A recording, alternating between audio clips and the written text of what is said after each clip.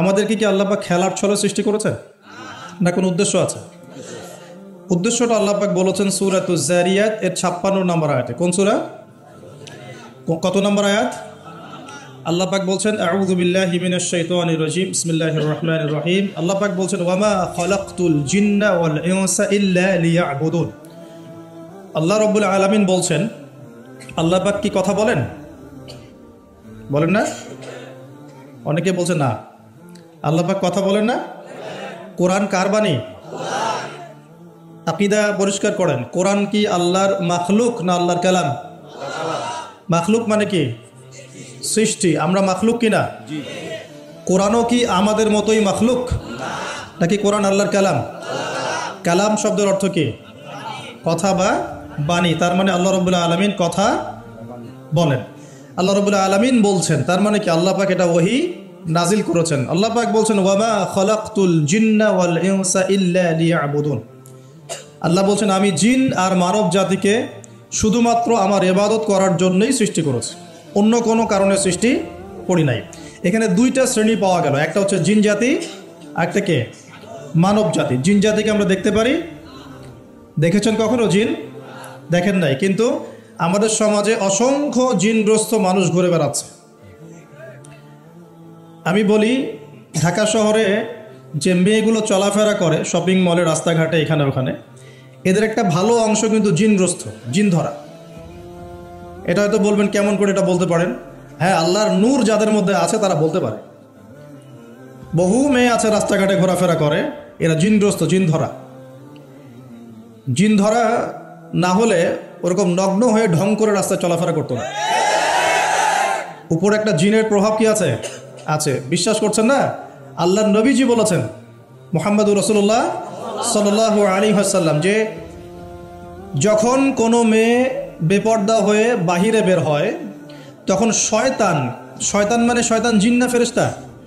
তখন শয়তান ওই মেয়ের সৌন্দর্যকে পুরুষের চোখে লোভনীয় বা আকর্ষণীয় করে তোলে। কে করে তোলে? শয়তান।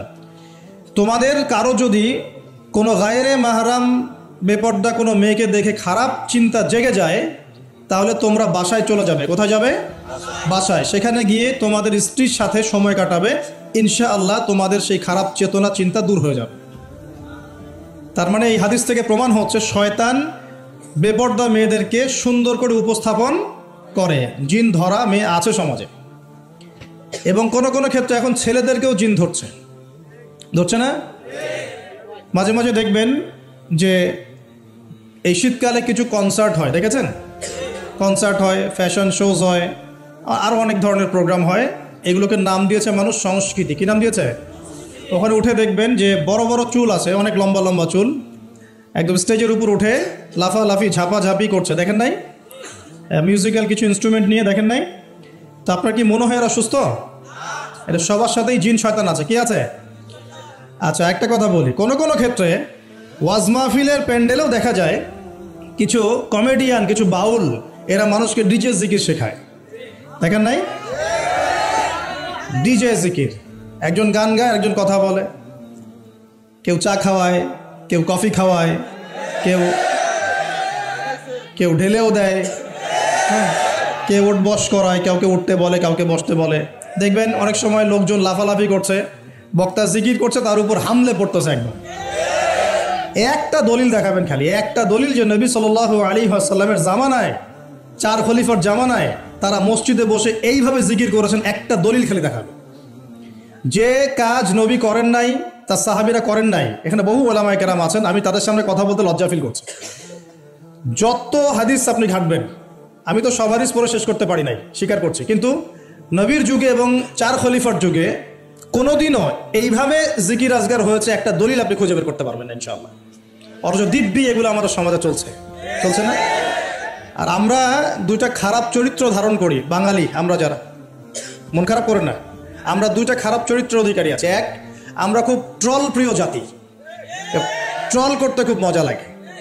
হ্যাঁ, মনে হয় যেটা করে আমি একদম বাংলাদেশে কি বলবো, দিন একদম কায়েম করে ফেলছি একদম। হ্যাঁ, এই ট্রল পাগল, ট্রল প্রিয় জাতি আমরা একটা। আরেকটা হচ্ছে আমরা ইস্যু পাগল জাতি। ইস্যু, একটা ইস্যু আসবে, খুব লাভঝাপ চলবে কয়েকদিন, ইস্যু শেষ, আবার লাভঝাপ শেষ। বিদেশিরা বলে বিদেশিরা বলে যে এটা আমাদের শিক্ষার ব্যাপার আছে, কারণ নিজের মধ্যে ত্রুটি থাকলে তো সলভ করতে হবে কি না, নিজের মধ্যে ত্রুটি থাকলে সলভ করতে হবে না। তারা বলে যে আমাদের মাথা নাকি ওই যে বাক্সে বন্দি মাছের মতো। বাক্সে বন্দি মাছ দেখেছেন? এই যে অ্যাকুরিয়ামের মধ্যে যে মাছগুলো চলাফেরা করে, এদের স্মৃতিশক্তি খুব দুর্বল হয়। ওই ছোট্ট জায়গাটুকু ওদের কাছে মনে হয় বিশাল সমুদ্রের মতো। কথা বুঝতে পারছেন? মনে হয় ওই ছোট্ট বদ্ধ জায়গাটাই ওদের কাছে মনে হয় কি বিশাল বিশাল একটা জায়গা। ওরা খুব স্বল্প স্মৃতির অধিকারী, একটু কিছুক্ষণ পরে স্মৃতিটা নষ্ট হয়ে যায়, তাই আগে কি হয়েছে ওরা ভুলে যায়। এই স্বভাবটা এখন আমাদের মধ্যে চলে আসছে না? আমরা ইস্যু পাগল হচ্ছি না দিন দিন? করণীয় কি? খুব ভালো কথা বলেছে। করণীয় হচ্ছে টিকটক বানাতে হবে, নাকি ফেসবুকিং করতে হবে। এই ফেসবুকের কন্টেন্ট বানাতে বানাতে দুটো কাজ করেছেন, আমি নগদ দেখাচ্ছি। দুটো কাজ করেছেন। একজন কমেডিয়ানকে আলেম বানিয়ে দিয়েছেন আপনারা ট্রল করতে করতেই। একটা হচ্ছে আরেকজন গায়ক অভিনেতাকে এমপি বানাচ্ছিলেন কয়দিন আগে। গান গেতো, অভিনয় করতো, মেয়েদেরকে নিয়ে নাচতো, হ্যাঁ, নিজেই গান লিখে নিজেই সুর করে, সুরের সারেগামা পা কিছুই নাই, ঠিক আছে, ও নিজেই না আমার গান আমি গাবো, কেউ শুনলে শুনুক না শুনলে নাই। একবার প্রশাসন ধরলো, রবীন্দ্রসঙ্গীত চেঞ্জ করেছো কেন, আবার ইত্যাদি। মানে তাকে নিয়ে এখন বিবিসিতেও কথা হচ্ছে, সুবহানাল্লাহ। মানে এখন বড় বড় পলিটিশিয়ানরাও তাদের মূল্যবান সময় এইসব পিছনে নষ্ট করতেছে। হ্যাঁ, এটাও একটা ইস্যু। মানে এই যে ট্রল করতে করতে করতে করতে এখন আপনি তাকে কয়দিন আগে এমপি বানাচ্ছিলেন, এটা কিসের কারণে হচ্ছে? আমাদের এই ট্রল পাগল মানসিকতার কারণে হয়েছে। আরেকজনকে কমেডিয়ান, মানুষ ওকে দেখে মজা পেত, যে মনটন খারাপ, কেউ বলতো ভাই মনটন খারাপ, ও একটু ওর লেকচার শুনে মনটা ভালো হবে, এইভাবে আর কি দেখতো মানুষ, এভাবে ট্রিট করতো। আস্তে আস্তে আস্তে আস্তে এখন সে দেখা যায় বড় বড় আলেমদের বিরুদ্ধে কথা বলতেছে। খেয়াল করে দেখেন নাই? এটা আমরা করেছি। আমাদের এই দুইটা স্বভাবকে আগে বিসর্জন দিতে হবে। এক, আমরা ট্রল পাগল জাতি হব না, ওয়াদা করেন ইনশাআল্লাহ। ট্রল করার মধ্যে কোনো রকম সার্থকতার কিছু নাই। যেটা খারাপ সেটাকে প্রতিহত করতে হবে, যেটা খারাপ সেটাকে প্রতিহত করতে হবে। আর দুই নাম্বার, যেটা ভালো তাকে উৎসাহ দিয়ে এগিয়ে নিতে হবে ইনশাআল্লাহ। আমরা সব সময় সত্যের পক্ষে থাকবো ইনশাআল্লাহ, আর সব সময় মিথ্যার বিপক্ষে থাকবো ইনশাআল্লাহ। যে কেউ যত বড় আলেম, মুফতি, মুহাদ্দিস, বক্তা, দায়ী যেই হোক না কেন, তার কোনো কথা যদি কোরআন সুন্নাহর বাইরে যায়, কোশ্চিন কালেও সে কথা গ্রহণ করবেন না, সিম্পল। সেটা আমি হই আর যেই হোক না কেন। আর যে কোনো ব্যক্তি, সে যেই হোক না কেন, তার কথা যদি কোরআন সুন্নাহর সাথে মিলে যায়, অবশ্যই সেটা গ্রহণ করবেন ইনশাআল্লাহ, সে যেই হোক না কেন। এখন আমরা যদি আমাদের দৃষ্টিভঙ্গিকে শক্ত করতে না পারি, সামনের দিনগুলো কিন্তু আমাদের জন্য খারাপ হবে। বিশ্বাস করেন, দিন কিন্তু দিন দিন খারাপ হচ্ছে। আমি আসছি ওইদিকে ইনশাআল্লাহ। এই ট্রল পাগল মানসিকতাকে ত্যাগ করতে হবে, আল্লাহ পাক তৌফিক দান করবেন। দুই নম্বর হচ্ছে এই ইস্যু পাগল জাতি হব না। ইস্যু পাগল জাতি হব কেন? আমাদের একটা গন্তব্য, লক্ষ্য থাকবে। আমাদের লক্ষ্য কি? আল্লাহ বলেছেন এই আয়াতে, আমাদের লক্ষ্য হচ্ছে আল্লাহ পাক আমাকে সৃষ্টি করেছেন এই পৃথিবীতে আল্লাহর ইবাদত করার জন্য। কিসের জন্য? এটা এক নম্বর ডিউটি আমার, এটা আমার লক্ষ্য, আমার কাজ পৃথিবীতে। দুই, আল্লাহ পাক বলেছেন যে এই দুনিয়ার জীবনটা চিরস্থায়ী নয়, চিরস্থায়ী না, এটা ক্ষণস্থায়ী। তার মানে এই দুনিয়াটা আমার মুখ্য উদ্দেশ্য নয়। আমি দুনিয়ার মধ্যে চলাফেরা করব, মুসাফির, আমার প্রয়োজন আছে বিয়ে শাদী করবেন, চাকরির প্রয়োজন চাকরি করবেন, ব্যবসার প্রয়োজন ব্যবসা করবেন, আপনার রাজনীতি করার প্রয়োজন আছে আপনি করবেন, সব কিছু চলবে। কিন্তু এগুলো আমাদের দুনিয়ার মুখ্য উদ্দেশ্য নয়। এগুলো হচ্ছে আমাদের দুনিয়াকে চালিয়ে নেওয়ার উপকরণ, মাধ্যম মাত্র। কখনোই এই নেশার মধ্যে আমরা ডুবে যাব না। ডুবে যাব, আল্লাহকে ভুলে গিয়ে দুনিয়ায় কখনো ডুবে যাব না। এটা আমাদের দ্বিতীয় কাজ। তিন নম্বর কাজ, আমাদের লক্ষ্য স্থির করতে হবে। দুটা লক্ষ্য আমাদের, এক, ভালো করে শোনেন, দুটো লক্ষ্য আমাদের। এক, ইহকালীন লক্ষ্য, দুই, পরকালীন লক্ষ্য। কয়টা লক্ষ্য?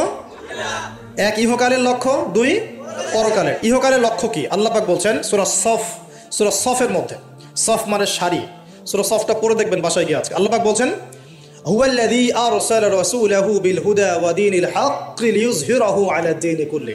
আল্লাহ পাক বলতে চাচ্ছেন যে তিনি সেই মহান আল্লাহ যিনি তার পক্ষ থেকে নবী রাসূল পাঠিয়েছেন, শেষ নবী মুহাম্মদ সাল্লাল্লাহু আলাইহি ওয়াসাল্লামকে পাঠিয়েছেন এবং আসমানি কিতাবসমূহ পাঠিয়েছেন, এই কোরআন সুন্নাহ নাজিল করেছেন।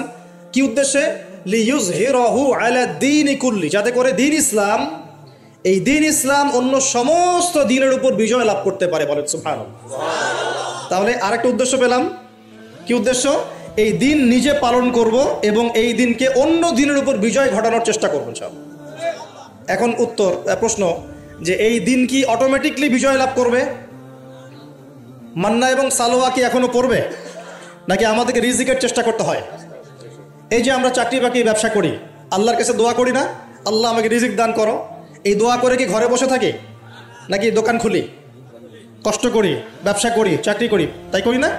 একইভাবে আল্লাহ পাক বলেছেন দুনিয়াতে পাঠিয়েছি আমার ইবাদত করার জন্যে, এবং আল্লাহ পাক নবী রসুল পাঠিয়েছেন বিশেষ করে শ্রেষ্ঠ নবী মুহাম্মদ সাল্লাল্লাহু আলাইহি ওয়াসাল্লামকে, যাতে এই দিন ইসলাম অন্য সমস্ত দিনের উপর বিজয়ী হতে পারে।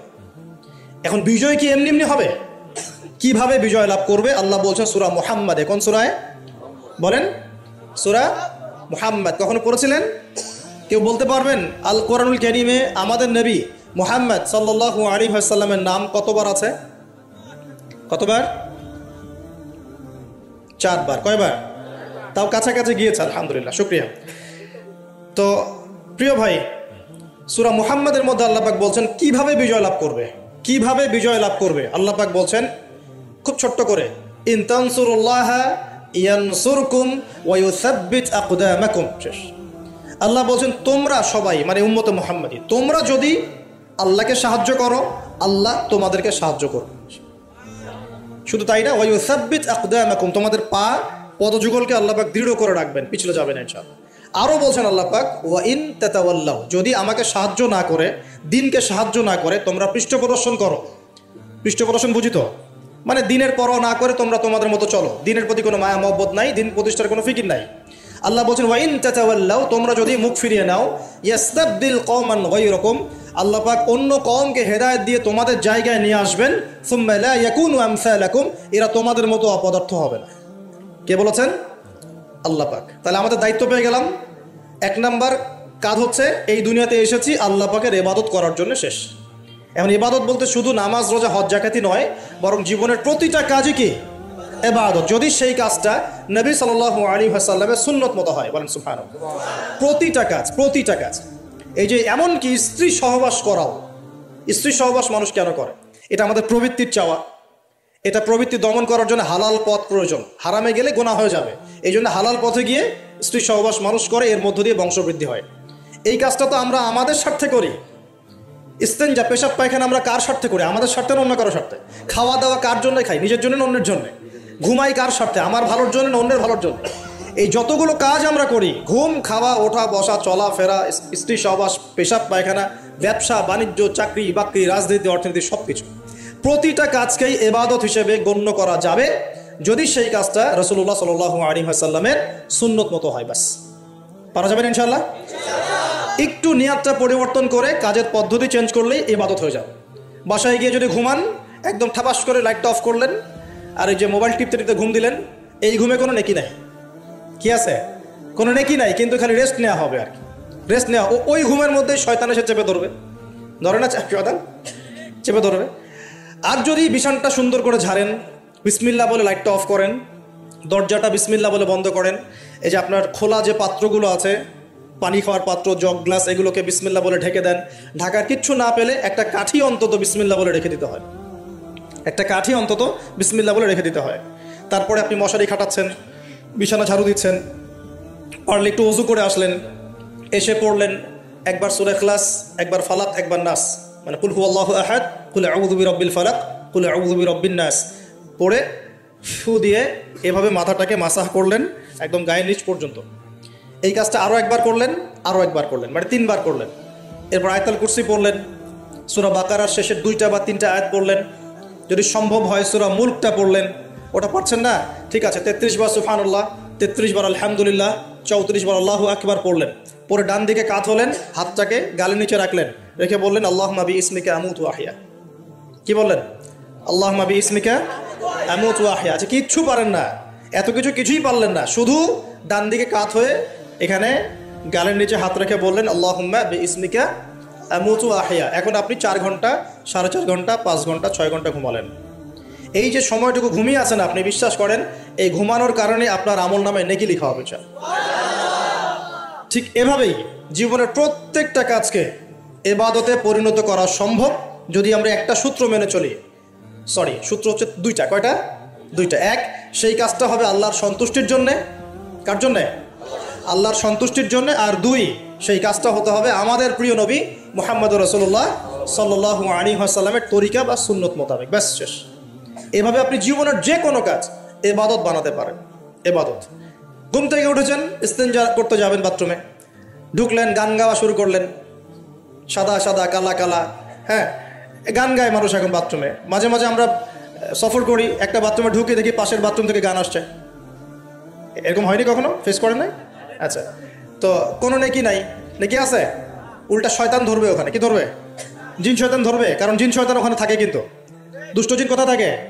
বাথরুমে থাকে। এই যে আমরা বলি আল্লাহুম্মা ইন্নী আউযু বিকা মিনাল খুবসি ওয়াল খাবাইস, এটা কিন্তু দুষ্ট জিন এবং মহিলা জিন বোঝায় আর কি। ঠিক আছে? একটা এক পুরুষবাচক, একটা স্ত্রীবাচক। তো তার মানে জিনদের মধ্যেও পুরুষ মহিলা আছে, জিনদের মধ্যে বংশবৃদ্ধি হয়। ঠিক আছে? ইবলিস সম্পর্কে সূরা কাহাফে আল্লাহ পাক বলেছেন কানা মিনাল জিন, সে ছিল জিনদের একজন। ফাসাকা আন আমরি রব্বি, সে তার রবের আদেশ লঙ্ঘন করে ফাসাকি করেছিল। ঠিক আছে? তো ওদের মধ্যে বংশবৃদ্ধি হয়। এখন বাথরুমে গিয়ে যদি এগুলো না করে বাম পা দিয়ে ঢোকেন, ঢোকার সময় বলেন বিসমিল্লাহ আল্লাহুম্মা ইন্নী আউযু বিকা মিনাল খুবসি ওয়াল খাবাইস, বসলেন, এবং বাম পায়ে, এই যে পায়ে আমি ব্যথা বলছি, যে বাম পায়ে ভর দিয়ে বসতে হয়। কোন পায়ে? আচ্ছা, এখন ইংলিশ টয়লেটের মধ্যে এখন বসেন বাম পায়ে ভর দিয়ে, কেমন করে বসবেন বলেন? আমি বলি, কিছু মনে করেন না, আমি বলি কি, আমরা প্রত্যেক দিন নামাজে বলি, সবাই বলি, ইমাম মুক্তাদি সবাই বলি গায়রিল মাগদুবি আলাইহিম ওয়ালাদ-দাল্লিন। মনে আছে? এখানে নবীজিকে প্রশ্ন করা হচ্ছে, ইয়া রাসূলুল্লাহ, মাগদুব কারা, দল্লিন কারা? আমরা যে বলি নামাজে আল্লাহ আমাকে মাগদুবের পথ থেকে বাঁচাও, দল্লিনের পথ থেকে বাঁচাও, ইহদিনাস সিরাতাল মুস্তাকিম, সরল পথ দেখাও। তো ইয়া রাসূলুল্লাহ সাল্লাল্লাহু আলাইহি ওয়াসাল্লাম, এই মাগদুব কারা আর দল্লিন কারা? নবীজি বলছেন, এক বাক্যে বলছেন, শোনো, আল মাগদুব, মাগদুব হচ্ছে হুমুল ইয়াহুদি, তারা হচ্ছে ইহুদি জাতি। কারা? ইহুদিরা কোথায় আছে এখন? হ্যাঁ, নামটা মনে থাকবে তো? আচ্ছা, ও কিন্তু এখন শক্তিশালী, আর ওরাই কিন্তু দাজ্জালকে অনুসরণ করবে, এটা মাথায় রাখেন। আচ্ছা, আর অনেকদিন বলছি দাজ্জাল বিশ্ব শাসন করবে, মানে কি? বিশ্বের প্রত্যেকটা ডিপার্টমেন্ট শাসন করবে। বিশ্বের প্রত্যেকটা department, politics, economics, finance, world affairs, আপনার মিডিয়া, প্রযুক্তি এবং অস্ত্রশস্ত্র, সব কিছু ওর নখদর্পণে থাকবে। সব কিছু না হলে সে বিশ্ব শাসন করতে পারবে না, সম্ভব না। কেউ যদি বিশ্বের অর্থনীতি নিয়ন্ত্রণ করতে না পারে, সে কি বিশ্ব শাসন করতে পারবে? এই যে শ্রীলঙ্কা কি বিশ্ব শাসন করতে পারবে? পাকিস্তান পারবে? পাকিস্তান কয়দিন পর দেউলিয়া হয়ে যাবে। পাকিস্তান কয়দিন পর কি হবে? দেউলিয়া হয়ে যাবে। হ্যাঁ, ওদেরকে দেখে যদি আমরা শিক্ষা না নেই, তাহলে আমাদের কপালেও খারাপই আছে। ওইটা বললাম, ওদেরকে দেখে যদি আমরা শিক্ষা না নেই, তাহলে আমাদের খরিয়ত খারাপ আছে। আল্লাহ হেফাজত করুন, বলি আমিন। তো যেটা বলছিলাম, বিশ্ব শাসন করতে হলে বিশ্বের সব ডিপার্টমেন্ট শাসন করতে হবে, কি হবে না? হবে। এখন আমরা সূরা ফাতিহায় পড়ি গায়রিল মাগদুবি আলাইহিম, আল্লাহ তুমি আমাদেরকে ইহুদিদের পথ থেকে বাঁচাও। ওয়ালাদ-দাল্লিন, দাল্লিন মানে নবীজি বলছেন হুমুন নাসারা, তারা হলো ওই নাসারা বা খ্রিস্টান জাতি যারা বলে যে আল্লাহর সন্তান আছে। বলেন আউযুবিল্লাহ। আল্লাহ পাকের সন্তান আছে? আমরা কি বলি? লাম ইয়ালিদ, তিনি কাউকে জন্ম দেননি, কারো কাছ থেকে জন্ম। কিন্তু এই যে 200-300 কোটি খ্রিস্টান বলছে যে আল্লাহর সন্তান আছে, নাউযুবিল্লাহ। এই জন্য ওরা দল্লিন, পথভ্রষ্ট। দল্লিন মানে কি? পথভ্রষ্ট। তো নবীজি স্পষ্ট বলছেন যে গায়রিল মাগদুবি আলাইহিম ওয়ালাদ-দাল্লিন, এখানে মাগদুব আর দল্লিন মানে হচ্ছে, মাগদুব হলো ইহুদিরা গজবপ্রাপ্ত, আর দল্লিন হচ্ছে নাসারা বা খ্রিস্টানরা। এখন আপনার সাথে আমার কথা, আপনাদের সাথে আমার কথা, আমাদের পলিটিক্স থেকে শুরু করে বাথরুমের কমোড পর্যন্ত, ঠিক আছে, আইন কানুন থেকে শুরু করে আমাদের চেহারা সুরত পর্যন্ত, আমাদের পোশাক পরিচ্ছদ থেকে শুরু করে অর্থনীতি, পরিবার, সব কিছু, এই সব কিছু ওই দুই জাতির অনুসরণে গড়ে উঠেছে। এটাই সবচেয়ে বড় আফসোসের কথা আমাদের জন্য, সবচেয়ে বড় আফসোস। বাথরুমটাও নিজের মতো করতে পারলাম না। ঠিক আছে, এই যে দেখবেন কমোডে কি বাম পায়ে ভর দিয়ে বসা যাবে? আচ্ছা, ওইখানে কাপড় কি পবিত্র রাখা যাবে? কিভাবে ইউজ করে আমি এখনো বুঝি না, কেমন করে ইউজ করে। ঠিক আছে, আরো নতুন পদ্ধতি আসছে, এটা শুনলে আরো হাসবেন। বিভিন্ন জায়গায় যাওয়া হয়, আলহামদুলিল্লাহ। আল্লাহ বলেছেন সিরু ফিল আরদ, জমিনে বিচরণ করো। আল্লাহ বলেছেন কোরআনে সিরু ফিল আরদ, তোমরা জমিনে ঘুরে দেখো। ফানজুর কাইফা কানা আকিবাতুল মুকাদ্দিবিন, দেখো যে আল্লাহকে যারা মিথ্যা প্রতিপন্ন করেছে, আল্লাহর সাথে সীমা লঙ্ঘন করছে, ওদের কি পরিণত হয়েছে। দেখলাম যে এখন ইংলিশ টয়লেটও গায়েব, এখন দিয়ে রাখছে কিছু কিছু বাটি। কি দিয়ে রাখছে? ছোট ছোট টুকরা দেওয়া আছে প্লাস্টিকের এবং হ্যাঁ সিরামিক্সের মনে হয়। তো ওইখানে দাঁড়ায় দাঁড়াই করতে হবে, 1 নাম্বার করলে দাঁড়ায় দাঁড়াই করতে হবে এবং সবগুলো একই মাপের দেওয়া আছে। এখন যদি ব্যক্তির কারো হাইট হয় 6 ফিট, কারো 5 ফিট, কারো 4 ফিট, কারো 2 ফিট 3 ফিট, এই পার্থক্যে কীভাবে সে মেকআপ করবে আল্লাহ ভালো জানে, এটা কেমন করে ম্যাচ করবে আল্লাহ ভালো জানে। কাউকে টুলের উপর দাঁড়াই করতে হবে, কাউকে একটু নিচু হয়ে করতে হবে, মানে মাপ তো একই, আরও যে কী কী দেখতে হবে আল্লাহ ভালো জানেন। তো প্রিয় ভাইরা, বাথরুম করতে গিয়ে যদি নবীর সুন্নাহ মতো করেন, এখান থেকে কথাগুলো আসছে, যদি বাম পা দিয়ে ঢোকেন, বা পায়ে ভর দিয়ে বসেন, দেখবেন ইস্তেঞ্জা করেও শান্তি পাচ্ছেন। নবীর প্রতিটা সুন্নত বৈজ্ঞানিক, যে সুন্নত আপনি পালন করবেন আপনি বৈজ্ঞানিক উপকারিতাও পাবেন ইনশাআল্লাহ। এই যে একটু আগে এক ভাই বলছিল আপনি তো খানি না হুজুর, 1 চামচ কি 1.5 চামচ ভাত খাচ্ছেন, খানি না। তাই আমি বললাম যে আমি কম খাওয়া হুজুর, কারণ নবী সাল্লাল্লাহু আলাইহি ওয়াসাল্লাম কি শিখিয়েছেন? তিনি বলেছেন আমরা যা খাই না, তিনি নবী হওয়ার পরে মনে হয় সেটাও খেতে পারেন নাই, বিশ্বাস করছেন না? এরকম 3-3টা মাসের চাঁদ চলে যেত যে নবী সাল্লাল্লাহু আলাইহি ওয়াসাল্লামের বাসায় চুলাও জ্বলে নাই। আর আমাদের তো একবেলা যদি না খাই তাহলে আল্লাহর উপর কত শেকায়াত, কত অভিযোগ, তাই না ভাই? আচ্ছা, তারপরে তিনি বলছেন একজন ব্যক্তির এতটুকু খাওয়াই যথেষ্ট যে কোমর মেরুদণ্ড সোজা করতে পারে, আল্লাহর ইবাদত করতে পারে। আর যদি তোমাদের খেতেই হয় তাহলে পেটটাকে 3 ভাগ করে খাবে। কয় ভাগ? 1 ভাগ খাবার রাখবে, 1 ভাগ পানি খাবে, আর 1 ভাগ এই শ্বাস প্রশ্বাস চলাচলের জন্য ফাঁকা রাখবে। কয়জন এর উপর আমল করে দেখাতে পারে? কতজন মানুষ আছে? আর যারা একদম গোগ্রাসে খায় এদের ব্যাপারে কোরআনে এবং হাদিসে কিন্তু মারাত্মক কথা আছে। আল্লাহর নবী সাল্লাল্লাহু আলাইহি ওয়াসাল্লাম বলেছেন যে তোমরা খুব বেশি ঢেকুর তুলো না। কি করো না? একজন সাহাবী খুব ঢেকুর উঠাচ্ছে, সাহাবী না আসলে, উনি পাশ দিয়ে যাচ্ছিলেন, খাবার দাবার খেয়ে পাশ দিয়ে যাচ্ছিলেন। তো নবীজি তার ঢেকুর তোলা দেখে বলছেন যে তোমরা বেশি ঢেকুর তুলবে না, কারণ দুনিয়াতে যে ব্যক্তি বেশি পেট পুড়ে খাবে কাল কিয়ামতের মাঠে সে সবচেয়ে বেশি ক্ষুধার্ত থাকবে। বলেন নাউজুবিল্লাহ। খাবেন আপনি, নিজের পেটটাকে 3 ভাগ করবেন, 1 ভাগ খাবার, 1 ভাগ কি পানি, আর 1 ভাগ শ্বাস প্রশ্বাসের জন্য ফাঁকা। আর এই ব্যাপারে একটা কথা বলে দেই, শেষ জামানায় কিন্তু খাবারগুলো সব করাপ্টেড হয়ে যাবে। কীভাবে? খাবার ভেজাল হবে, ভেজাল। এটার দলিল সূরা কাহাফে আছে, আমি এটা ব্যাখ্যা করবো না আজকে। সূরা কাহাফে আছে, আমি ব্যাখ্যা করবো না, শুধু ইন্ডিকেশন দিচ্ছি। 309 বছর ঘুমিয়েছিলেন আসহাবুল কাহফ। কত বছর? 309 বছর ঘুম থেকে উঠেই তারা প্রথম যে অনুভবটা করেছেন সেটা হলো তারা ক্ষুধার্ত। তারা কি ক্ষুধার্ত? দেখেন 309 বছর পর যদি আপনি ঘুম থেকে ওঠেন, আপনার কাছে এই দুনিয়াটা আজীব মনে হবে, হবে না? কিন্তু ওনারা ক্ষুধার্ত, পকেটে কিছু মুদ্রা ছিল, যেই মুদ্রাগুলোর মান 309 বছরও কমে যায় নাই। কমে গিয়েছে না। এখন আপনি আপনার মুদ্রা নিয়ে ঘুমান 300 বছর, দেখেন তারপর কি হয়, কি হবে? টাকা থাকবো না যাইবো গা? আচ্ছা, তারপরে শোনেন, এরপরে উঠেই তারা বলছে ফালিয়ানজুর আইয়ুহা আজকা তুআমা, এই মুদ্রাগুলো দিয়ে বাজারে কাউকে পাঠাও, তোমাদের 9 জন 10 জনের মধ্যে একজনকে বাজারে পাঠাও। ফালিয়ানজুর, সে যেন বাজারে গিয়ে দেখে আইয়ুহা আজকা তুআমা, কোন খাবারটা পবিত্র খাবার, ফ্রেশ খাবার। ঘুম থেকে উঠেও ফ্রেশ খাবারের দিকে তাদের নজর কেন? আর এই সূরা আপনাকে দাজ্জালের ফিতনা থেকে বাঁচাবে কেন? আর দাজ্জালের যুগেই বা সব দাজ্জালের শাসনের যুগে সব খাবারগুলো আস্তে আস্তে ম্যানুফ্যাকচার্ড এবং ভেজাল হচ্ছে কেন? এগুলোর মধ্যে মিল আছে না? তার মানে যত জামানা শেষের দিকে যেটা থাকবে, খাবারের ভেজাল তত বাড়তে থাকবে।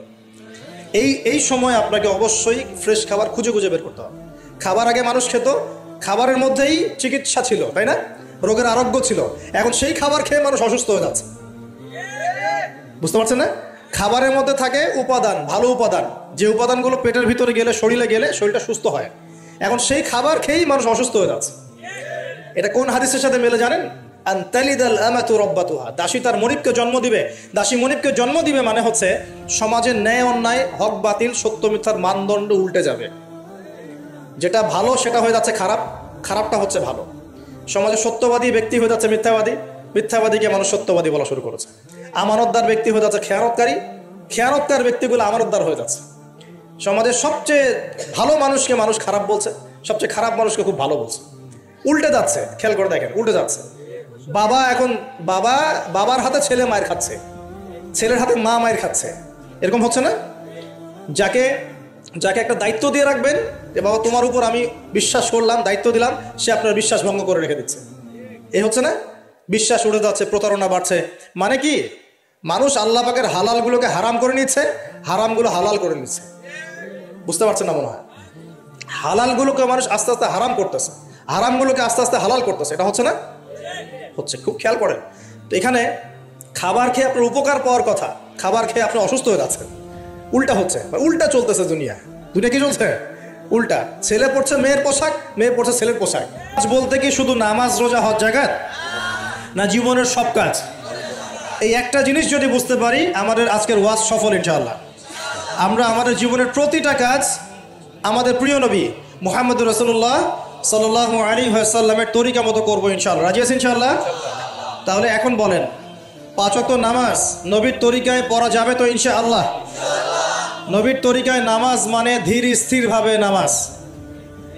আমি এই তর্কে যাব না, হাত বাঁধবেন কোথায়, ঠিক আছে?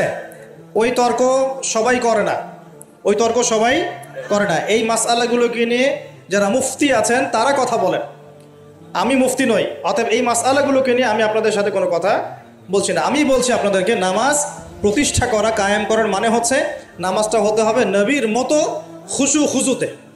খুশু খুজু কি জিনিস? নামাজটা ধীর স্থিরভাবে হবে। নামাজে কি পড়ছি সেটা বোঝার চেষ্টা করতে হবে। নামাজে কি বলছি আল্লাহর সাথে সেটা বোঝার চেষ্টা করতে হবে। নামাজে রুকুর অর্থ কি, তাসবিহ কি, সেজদায় আমি কি পড়ি, 2 সেজদার মাঝখানের দোয়ার অর্থ কি, তাশাহুদ দরুদ দোয়া মাসুরের অর্থ কি, নামাজের সেজদায় আমি বেশি বেশি দোয়া করতে পারছি কিনা, নামাজ পড়েও আমি গোনা থেকে বেঁচে থাকতে পারছি কিনা, এই বিষয়গুলো বেশি ইম্পর্টেন্ট। আমি কি বুঝতে পারছি? নামাজ ধীর স্থিরভাবে, রিল্যাক্সে, তাড়াহুড়ো নাই, বুঝে বুঝে পড়ার চেষ্টা করবেন। আল্লাহ পাক তৌফিক দান করুন। যারা নামাজ ধরি ছেড়ে দেই তাদের জন্য একটা হাদিস। নবী সাল্লাল্লাহু আলাইহি ওয়াসাল্লাম বলেছেন, মান তারাকা সালাতান মুতাআম্মিদান ফাকাদ কাফার। মনে রাখবেন, নবীজি বলেছেন, কেউ যদি তার উপরে অর্পিত ফরজ নামাজ ছেড়ে দেয়, নামাজ পড়াকে জরুরি মনে করে না, ফাকাদ কাফারা, সে ব্যক্তি কুফরি করলো। বলে নাউজুবিল্লাহ। নামাজ কি ছাড়বো ভাই ইনশাআল্লাহ? আল্লাহ পাক আমাদের সবাইকে 5 ওয়াক্ত নামাজি বানিয়ে দেন, বলি আমিন। এবং রমজান মাস আসার আগেই নামাজের স্পিড আবার ধরতে হবে, পারবো ইনশাআল্লাহ? আল্লাহ আমাদের সবাইকে কবুল করুন, বলি আমিন। এবং রমজান মাসে সুস্থতার সাথে রোজা রাখার তৌফিক দান করুন। রমজান শব্দটা যখন এসেই গেল, তো আর দুটো কথা বলি। রমজান মাসের সবচেয়ে বড় বৈশিষ্ট্য হচ্ছে এই মাসে আল্লাহ পাক কোরআন নাজিল করেছেন। কি করেছেন? এখন সারা বিশ্ব জুড়ে একটা ইস্যু চলছে না, কোরআন ইস্যু, কোরআন পুড়িয়ে দেয় ইস্যু, মনে আছে? যে কোরআন পুড়িয়ে দিয়েছে, আমার দৃষ্টিতে তার চেয়ে বড় অধম সেই ব্যক্তি যে মুসলিম পরিবারে জন্মগ্রহণ করেও কোরআন তেলাওয়াত করা শেখে নাই। হয়তো আমার কথা বুঝতে পারছেন না। কোরআন একজন পুড়িয়ে দিয়েছে, যদি আমার ক্ষমতা থাকতো ওর গর্দান নামাই দিতাম, কিন্তু তার চেয়েও বড় অপরাধী আমার কাছে আছে, আমাদের চোখে আছে। কে? যে মুসলিম পরিবারে 20-30-40 বছর থেকে আছে, মুসলিম সমাজে, মুসলিম পরিবারে নামাজে যায়, ইমামদেরকে চেনে, আলেমদের সাথে সম্পর্ক আছে, এরপরেও সে কোরআন তেলাওয়াত করতে পারে না। এ বড় অপরাধী আমার কাছে। কে বড় অপরাধী? এটা লজ্জার না? একটা মুসলিম পরিবারের থেকে আমি কোরআন তেলাওয়াত করতে জানবো না, লজ্জার না? নাকি আপনারা সেই সব শায়েখ হতে যাচ্ছেন যে কোরআন তেলাওয়াতও করতে জানে না, বাহাসের জন্য ডাকে মানুষকে? দেখেন নাই এরকম আছে না? মনে হয় যেভাবে ইসলাম পালন করা যাবে? ইসলামের জ্ঞান অর্জনের প্রথম ধাপটাই হচ্ছে বিশুদ্ধ করে কোরআন তেলাওয়াত করা শিখা। প্রথম ধাপ কি? আগে বিশুদ্ধ করে কোরআন তেলাওয়াত করা শিখতে হবে। এরপরে আসবে কোরআন হিফসের ব্যাপার, আরবি ব্যাকরণ শেখার ব্যাপার, কোরআনের তাফসীর করার ব্যাপার, হাদিসের ইবারত পড়ার যোগ্যতা অর্জন করা। আস্তে আস্তে আকীদা পড়বে, উসুলের বই পড়বে, ফিকহের বই পড়বে, তারপর এই যে আপনার কুতুবে সিত্তা পড়ে শেষ করবে। তারপরে গিয়ে সে মাশাআল্লাহ একজন দাঈ, আলেম, মুফতি, এগুলো হচ্ছে আলহামদুলিল্লাহ। তো শুরুটা কোত্থেকে হচ্ছে? কোরআন বিশুদ্ধ করে তেলাওয়াত করা। তো এই শুরুটাই যদি আমাদের ঠিক না হয়, তাহলে কি কোরআন ঘরে রেখে খালি চুমু খেলে হবে? কোরআন কি খালি চুমু খাওয়ার জন্যে? কোরআন থেকে তাবিজ লেখার জন্যে? কোরআন বাবা মারা গেলে কোরআন তেলাওয়াত করবো এই জন্যে? 40 দিন কোরআন তেলাওয়াত করবো এই জন্যে? কেউ মারা গেল, ব্যাস আমরা কোরআন দিয়ে একটা মাহফিল করে দিলাম, ব্যাস সব হয়ে গেল? আস্তাগফিরুল্লাহ। আল্লাহ পাক আমাদের সবাইকে যেন কোরআন তেলাওয়াত শেখার তৌফিক দান করেন। একটা চ্যালেঞ্জ গ্রহণ করেন যে আমি নিজে কোরআন তেলাওয়াত করা শিখবো, আরো 10 জনকে শিখাবো ইনশাআল্লাহ। পারা যাবে না?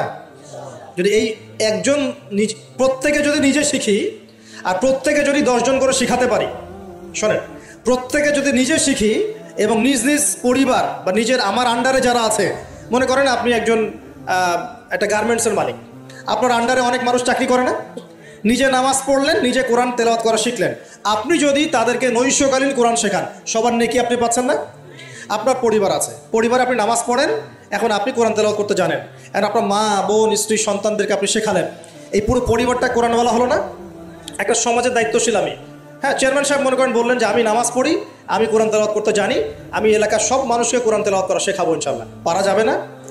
এভাবে যদি সবাই দায়িত্ব নেই, আমার বিশ্বাস 10 বছরের মধ্যে বাংলাদেশের 16 কোটি মানুষকে কোরআন শেখানো যাবে ইনশাআল্লাহ।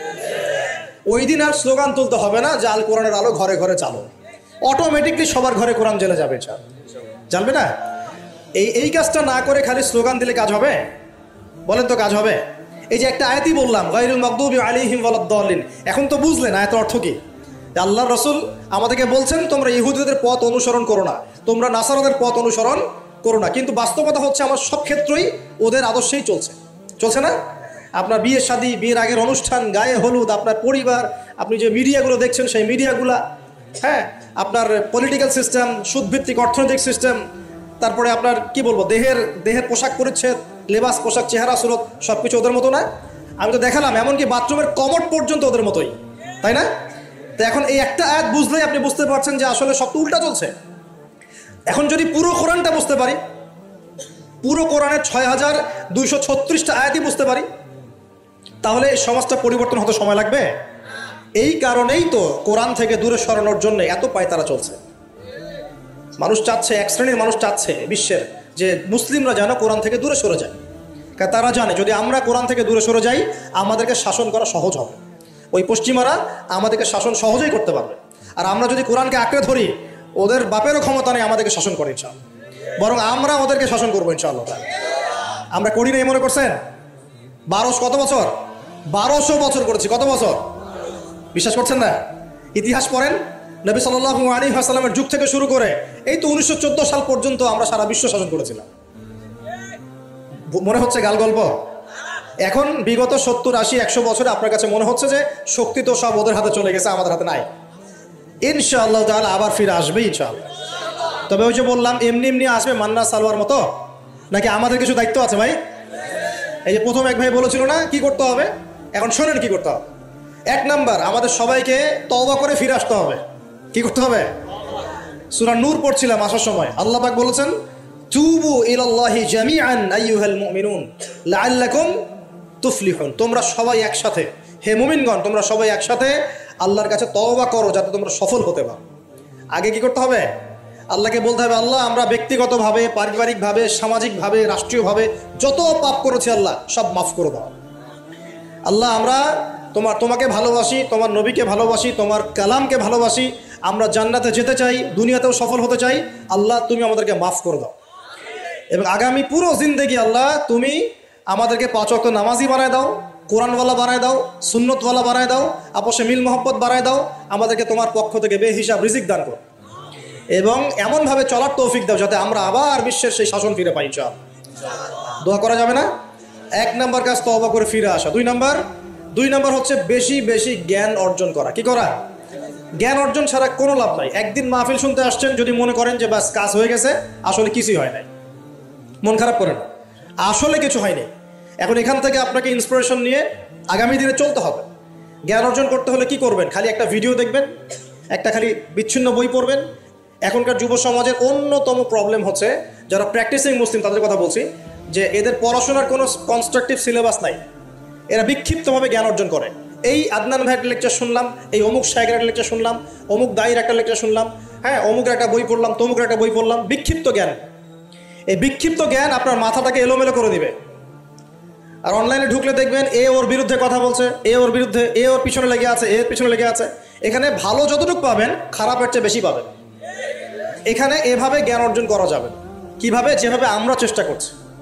হয়তো ওয়াজ মাহফিল এসে আমরা যতটুকু জানি এর 30, 40, 50% কথাও কিন্তু বলতে পারি না।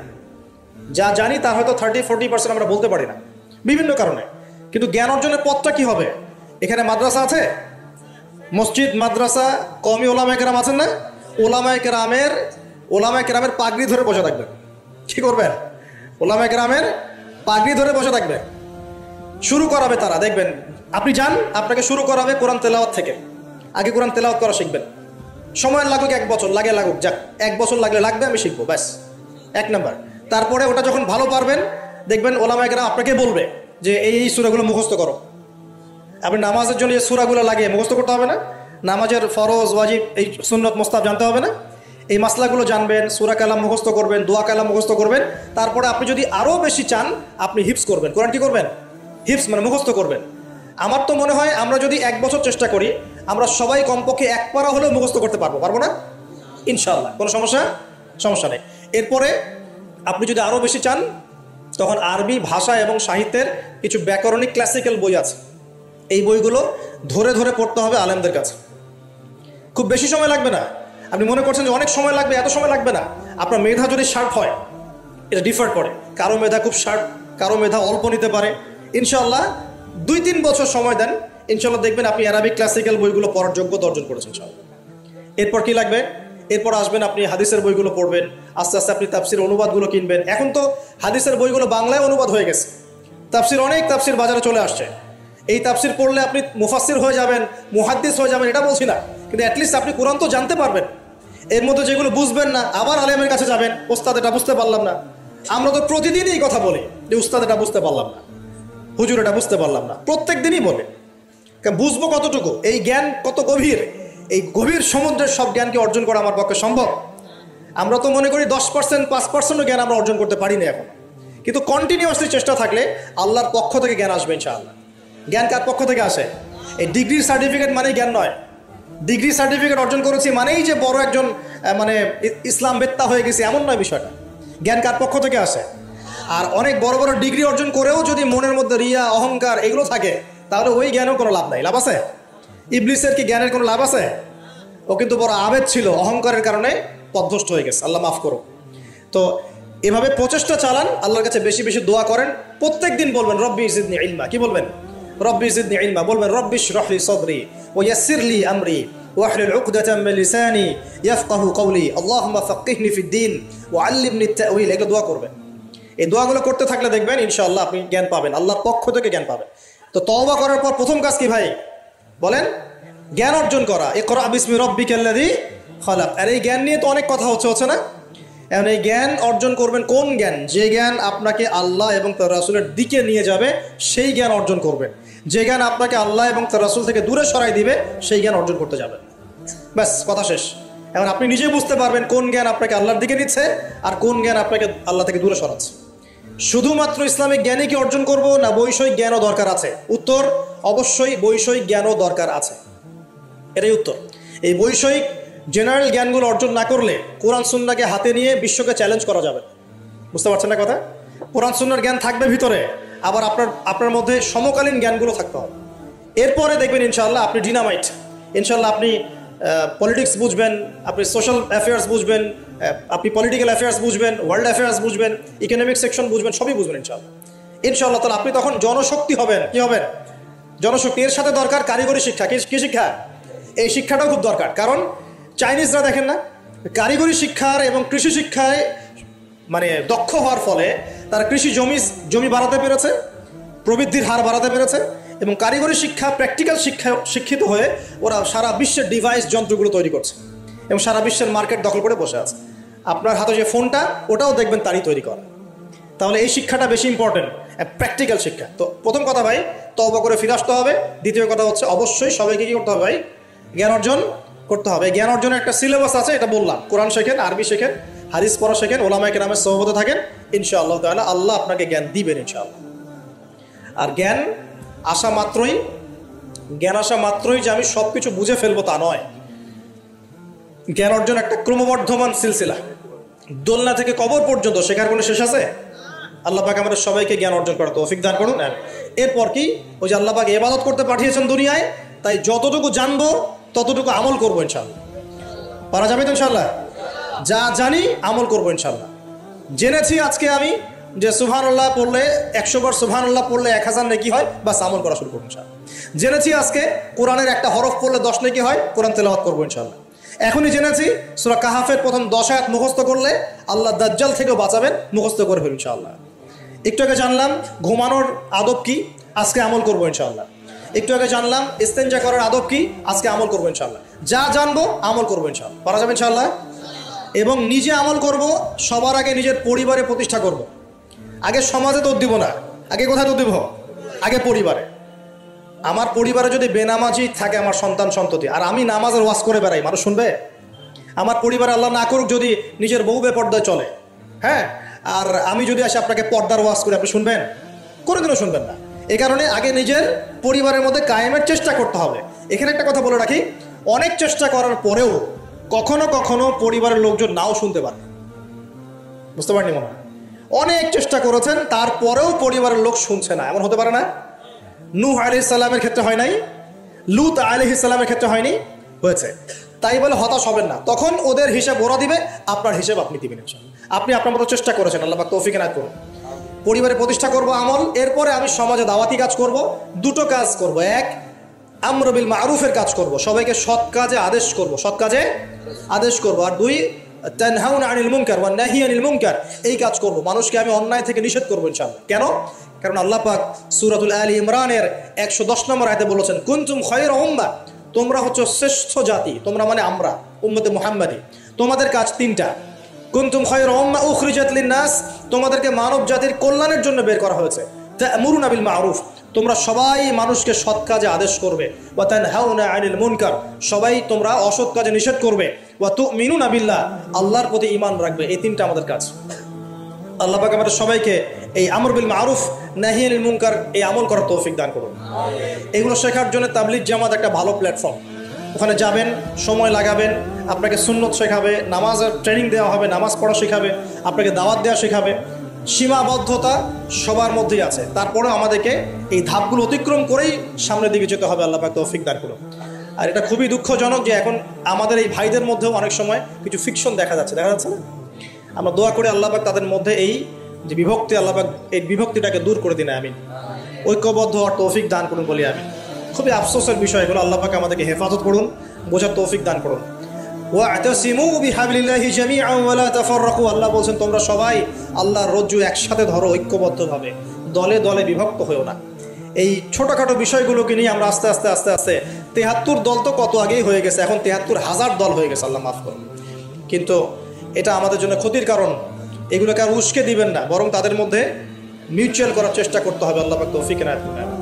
তো প্রিয় ভাইরা, আমরা আমর বিল মারুফ নাহি আনিল মুনকারের কাজ করব এবং পাশাপাশি পারিবারিক আদর্শ ঠিক করব, আর অবশ্যই হালাল খাওয়ার চেষ্টা করবো ইনশাআল্লাহ। নিজেদের যে প্রতিভা আল্লাহ পাক দিয়েছেন, কাউকে ক্ষমতা দিয়েছেন, কাউকে অর্থ দিয়েছেন, কাউকে বলার যোগ্যতা দিয়েছেন, কাউকে লেখার যোগ্যতা দিয়েছেন, ঠিক আছে? যাকে আল্লাহ পাক যা দিয়েছেন আল্লাহর পক্ষ থেকে, এটাকে দিনের কল্যাণে কাজে লাগানোর চেষ্টা করবো ইনশাআল্লাহ তাআলা। দেখবেন ইনশাআল্লাহ আবার সেই সোনালী দিন ফিরে আসবে ইনশাআল্লাহ, যেদিন আমরা নিজেরাও আমল করব, পরিবারও সুন্দর হবে, সমাজও সুন্দর হবে, ইসলাম এই জমিনেও বিজয়ী হবে ইনশাআল্লাহ, আর আখিরাতে তো জান্নাতে যাবো ইনশাআল্লাহ। আল্লাহ পাক আমাদের সবাইকে এই দুনিয়াতে আসার উদ্দেশ্যটা মনে রাখার তৌফিক দান করুন। আল্লাহ বলেছেন দুনিয়ায় পাঠিয়েছি আল্লাহর ইবাদত করার জন্য, অন্য কোনো কারণে নয়। দুইটা কাজ করলে ইবাদত হবে, এক প্রতিটা কাজ আল্লাহ সন্তুষ্টির জন্য করব, দুই নবীর সুন্নাহ মতো করব। এর ফলে কি হবে? এর ফলে আমরা সেই গন্তব্য অর্জন করব যেটা সূরা আলী ইমরানের 185 নম্বর আয়াতে বলা আছে। কত নম্বর আয়াত? 185। এটাই শেষ আয়াত। আল্লাহ রাব্বুল আলামিন বলছেন কুল্লু নাফসিন যায়িকাতুল মাউত, এই কারাগারের দুনিয়ার জীবন সংক্ষিপ্ত, এখানে সমস্ত সত্তা মৃত্যুর স্বাদ গ্রহণ করবে, ঠিক আছে? এবং কিয়ামতের মাঠে তোমাদের সবাইকে যার যার প্রতিদান দেওয়া হবে। এবার তোমাদের গন্তব্য শোনো, ফামান যুহজিহা আনিন নার, ওই দিন যাকে জাহান্নামের আগুন থেকে বাঁচানো হবে, ওয়া উদখিলাল জান্নাহ, এবং জান্নাতে ঢুকিয়ে দেওয়া হবে, ফাকাদ ফাজ, ওই ব্যক্তি হচ্ছে সফল।